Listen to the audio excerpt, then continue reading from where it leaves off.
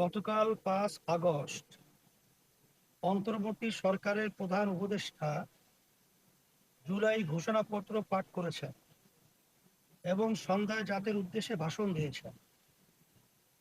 জুলাই ঘোষণাপত্র একটি ঐতিহাসিক ঘটনা এবং প্রধান উপদেষ্টার গতকালের ভাষণ আগামীর বাংলাদেশ নির্মাণের পথে গুরুত্বপূর্ণ মাইলফলক। ইসলামী আন্দোলন বাংলাদেশ জুলাই ঘোষণাপত্র এবং প্রধান উপদেষ্টার ভাষণ গভীর পর্যবেক্ষণ করেছে এবং তারই ভিত্তিতে আজকে দলের অবস্থান ও প্রতিক্রিয়া ব্যক্ত করার জন্য এই সংবাদ ব্রিফিং আহ্বান করা হয়েছে। আপনারা আমাদের আহ্বানে এসেছেন সেজন্য আন্তরিক কৃতজ্ঞতা জানাচ্ছি। প্রিয় সাংবাদিক বন্ধুগণ, শুরুতেই জুলাই অভ্যুত্থানে জীবন উৎসর্গকারী বীর মুক্তিযোদ্ধাদের প্রতি শ্রদ্ধা জানাচ্ছি। তাদের শোকাহত পরিবার পরিজনের প্রতি সমবেদনা জ্ঞাপন করছি। আহত ও ক্ষতিগ্রস্ত সকলের প্রতি সম্মান ও কৃতজ্ঞতা জানাচ্ছি। 1857 সাল থেকে শুরু করে 47 ও 71-এর সকল যোদ্ধাদের প্রতি শ্রদ্ধা ও সম্মান প্রদর্শন করছি। প্রিয় সাংবাদিক বন্ধুগণ, জুলাই ঘোষণাপত্র নিয়ে আমাদের প্রথম পর্যবেক্ষণ হলো, ঘোষণার আগে এটা আমরা দেখি নাই। জাতির এত গুরুত্বপূর্ণ একটি দলিল উপস্থাপনের আগে থেকে না জেনে উপস্থিত থেকে তাদের সমর্থন জানাতে হয়েছে, এটা আমাদের জন্য বিব্রতকর ছিল। তারপরও প্রত্যাশিত দিনে জুলাই ঘোষণাপত্র পঠিত হয়েছে, সেজন্য সংশ্লিষ্টদের ধন্যবাদ। তবে জুলাই ঘোষণাপত্রে 71 ও 75 7 নভেম্বর ও 90-এর আন্দোলন সহ দীর্ঘ আন্দোলন সংগ্রামের কথা উল্লেখ করা হলেও আমাদের স্বাধীনতার প্রথম অধ্যায় 47 এবং পতিত ফ্যাসিস্ট আমলের সবচেয়ে নির্মম হত্যাকাণ্ড শাপলা হত্যাকাণ্ড, পিলখানা হত্যাকাণ্ড ও আলেম ওলামাদের প্রতি নির্যাতন নিপীড়নের কথা উল্লেখ না করে ইতিহাসের তাৎপর্যপূর্ণ অংশ এড়িয়ে যাওয়া হয়েছে। ইসলামী আন্দোলন মনে করে এতে ইতিহাসের প্রতি বৈষম্য করা হয়েছে। প্রিয় সাংবাদিক বন্ধুগণ, ঘোষণাপত্রের বিভিন্ন ধারায় হাসিনা ও আওয়ামী অপকর্মের উল্লেখ আছে।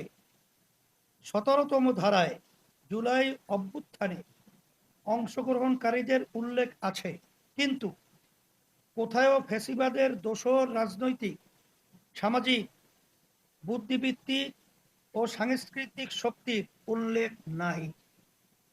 ইসলামী আন্দোলন মনে করে এটা ফ্যাসিবাদের পুনর্বাসনের পথ খুলে দিবে।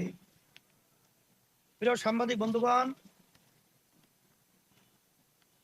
ঘোষণাপত্রের ধারা 19 এ রাজনৈতিক ও সাংবিধানিক সংকট মোকাবিলায় গণ অভ্যুত্থানের মধ্য দিয়ে জনগণের সার্বভৌমত্বের প্রত্যয় ও প্রয়োগের রাজনৈতিক ও আইনি বৈধতা ও আন্তর্জাতিক স্বীকৃতির উল্লেখ করা হলেও ধারা 25-এ জনতা এবং ও তরুণ প্রজন্মের আকাঙ্ক্ষা অনুযায়ী আইনের শাসন, মানবাধিকার, দুর্নীতি, শোষণমুক্ত, বৈষম্যহীন ও মূল্যবোধ সম্পন্ন সমাজ নির্মাণে প্রয়োজনীয় সাংবিধানিক সংস্কারকে পরবর্তী জাতীয় সংসদের উপরে ন্যস্ত করা হয়েছে।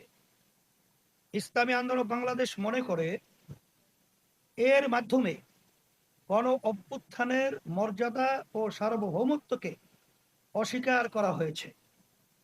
একই সাথে ধারা 27-এ জুলাই অভ্যুত্থানের রাষ্ট্রীয় সাংবিধানিক স্বীকৃতিকে উপযুক্ত শব্দ প্রয়োগের মাধ্যমে আপেক্ষিক করে পরবর্তী সরকারের উপরে ন্যস্ত করে অনিশ্চয়তায় ফেলে দেওয়া হয়েছে।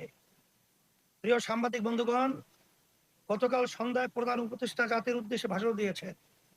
তার ভাষণ সুলিখিত এবং তার পাঠ আবেগ মিশ্রিত।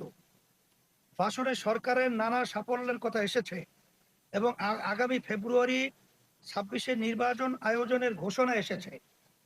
এখানে আমাদের পর্যবেক্ষণ হলো, জুলাই সনদ এখনো না হওয়া আমাদেরকে সংস্কার নিয়ে অনিশ্চয়তায় নিক্ষেপ করেছে। গণ অভ্যুত্থানে 1 বছর অতিক্রান্ত হয়ে গেছে, নির্বাচনের আনুষ্ঠানিক যাত্রাও শুরু হয়েছে।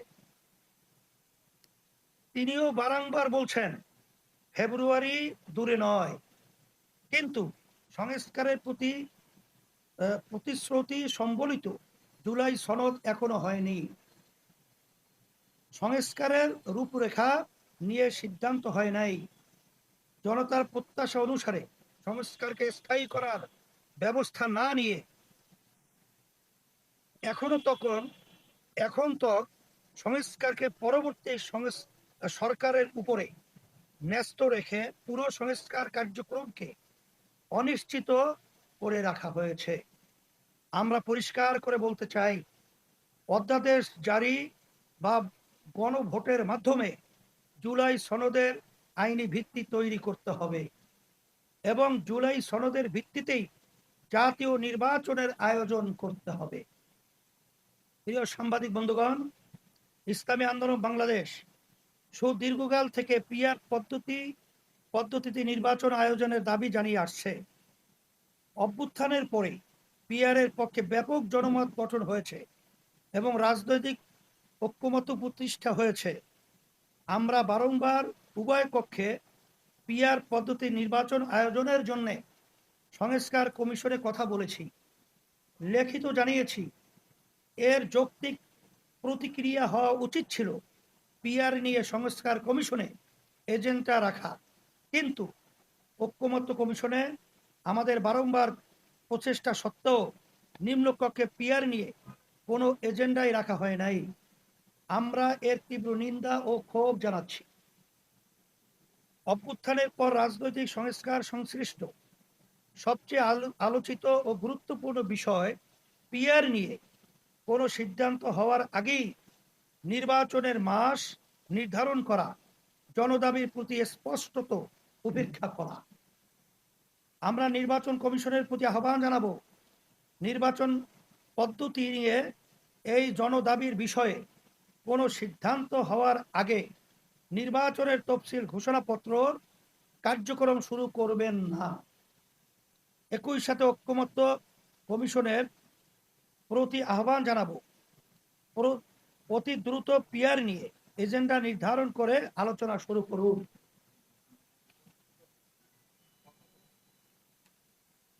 প্রিয় সাংবাদিক বন্ধুগণ, সংসদের উচ্চ কক্ষে পিআর পদ্ধতিতে নির্বাচনের সিদ্ধান্ত হয়েছে, কিন্তু উচ্চকক্ষের ভোট গ্রহণ কিভাবে হবে এবং উচ্চকক্ষের ক্ষমতা, কার্য পরিধি ও মর্যাদা কি হবে তা নিয়ে বিস্তারিত কোনো সিদ্ধান্ত হয় নাই। নির্বাচনের আগে এইসব বিষয়ে স্পষ্ট সিদ্ধান্ত হতে হবে। প্রিয় সাংবাদিক বন্ধুগণ, প্রধান উপদেষ্টা স্মরণীয় নির্বাচন আয়োজন করতে চাইছেন, তার ইচ্ছাকে সাধুবাদ জানাই, কিন্তু আইন শৃঙ্খলা বাহিনীর নিরপেক্ষতা, সক্রিয়তা নিয়ে দেশের কেউই আশ্বস্ত হতে পারছে না। আগামী ফেব্রুয়ারির আগে এর সমাধান হবে তেমন আশা করার যৌক্তিক কারণ এখনো দেখা যাচ্ছে না। আমরা মনে করি, দেশের আইন শৃঙ্খলা উন্নতি না হলে আগামী নির্বাচনও কলঙ্কিত হতে পারে। লেভেল প্লেইং ফিল্ড তৈরি না হলে নির্বাচনে অংশগ্রহণ করা আমাদের জন্য কঠিন হবে। তাই বলবো, আইন শৃঙ্খলা পরিস্থিতি উন্নতির জন্য জনপ্রশাসন থেকে ফ্যাসিস্টদের অবশিষ্টাংশের ব্যাপারে দ্রুততার সাথে সিদ্ধান্ত নিন। দল নিরপেক্ষ পেশাদার জনপ্রশাসন গড়ে তুলতে কার্যক্রম জোরালো করুন। প্রিয় সাংবাদিক বন্ধুগণ, প্রধান উপদেষ্টার ভাষণে ফ্যাসিস্টদের বিচারের প্রসঙ্গ এসেছে, তবে এর মাত্রা, ব্যাপকতা ও গতি নিয়ে আমাদের অসন্তোষ আছে। সেটা জানিয়ে বিচার কার্যক্রমের পরিধি আরো বিস্তৃতি করে এর গতি বৃদ্ধি করার আহ্বান জানাচ্ছি। প্রিয় সাংবাদিক বন্ধুগণ, প্রধান উপদেষ্টা অনেক সাফল্যের কথা বলেছেন, তবে আইন শৃঙ্খলা নিয়ে জনমনে উদ্বেগ, উৎকণ্ঠার বাস্তবতা স্বীকার করতেই হবে। পাচারকৃত টাকা উদ্ধার এখনো দৃশ্যমান হয় নাই। কর্মসংস্থানে আশা জাগানিয়া কিছু এখনো দেখা যাচ্ছে না। দ্রব্য মূল্য নিয়ে জনতার কষ্ট এখনো বিদ্যমান। এসব বিষয়ে আরো মনোযোগী হওয়ার আহ্বান করব। আগামী ইসলামী আন্দোলন বাংলাদেশ ইতিবাচক রাজনীতি করে আমরা সব সময় সম্ভাবনাকে বড় করে দেখি। আমরা নির্বাচনমুখী দল, নির্বাচনের জন্য আমাদের প্রস্তুতিও চলমান। আমরা আশা করি সরকার আমাদের উদ্বেগ, আকাঙ্ক্ষা ও প্রত্যাশাকে আমলে নিয়ে দ্রুত সিদ্ধান্ত নিবে। জুলাই সনদ দ্রুত আলোর মুখ দেখবে। পিআর নিয়ে একটি যৌক্তিক সমাধান হবে। আইন শৃঙ্খলা পরিস্থিতির উন্নতির মাধ্যমে প্রত্যাশা মাফিক আগামী নির্বাচন অনুষ্ঠিত হবে। জুলাই অভ্যুত্থান সার্থকতা পাবে।